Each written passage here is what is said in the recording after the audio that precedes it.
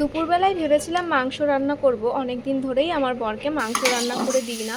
তো তারপরে ওর একটু টাইমের অভাবে মাংসটা আর এনে দিতে পারিনি, তাই শাক ভাজা করছি। আর হঠাৎ করে মনে হলো যে আমি একটু পেঁয়াজি করি। তো সেই জন্যই একটা বাটিতে চালের গুঁড়ো নিয়ে নিলাম পরিমাণ মতো, তার মধ্যে পরিমাণ মতো লবণ হলুদ দিয়ে এটাকে একটু মিক্স করে তার মধ্যে ঝুরি ভাজার মতো কেটে রাখা পেঁয়াজ আর লঙ্কাগুলোকে একটুখানি ছাড়িয়ে নিলাম। তারপরে ওই চালের গুঁড়োটার মধ্যে দিয়ে ভালোভাবে একটু মাখিয়ে নেব। ভাবতে পারেন হঠাৎ কেন পেঁয়াজি করছি, আসলে 2-3 দিন ধরে পেঁয়াজি খেতে ইচ্ছে করছে। আজ হঠাৎ একটু আগেই আমার পিসির সাথে কথা হচ্ছিল, পিসিও শুনলাম পেঁয়াজি করেছে, তাই ভাবলাম যে আমিও করে ফেলি। যাই হোক, তারপরে আমি কিন্তু ওই ব্যাটারটার মধ্যে দিয়ে দিয়েছি একটু বেসন, সেটা দিয়ে ভালোভাবে মিশিয়ে কিছুক্ষণ ঢেকে রেখেছিলাম।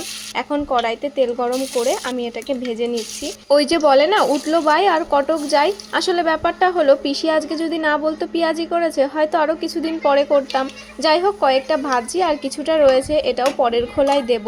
পিসির সাথে কথা বলতে বলতে এটাও গল্প করছিলাম, আগে কোন জায়গায় পেঁয়াজি খেতে সব থেকে বেশি ভালো লাগতো। পিসি একটা ঠিকানা বললো, আমি আরেকটা ঠিকানা বললাম। দেখবো ওই দুটো ঠিকানা থেকে আমার হাতের পেঁয়াজি আরেকটু ভালো হয় কিনা। যাই হোক, বাইরে দেখুন কি পরিমাণ রোদ পড়েছে, এর মধ্যে কি আর ভালো লাগে। তবুও দুপুরের রান্না বান্না করে নিয়েছি পেঁয়াজি আর শাক ভাজা।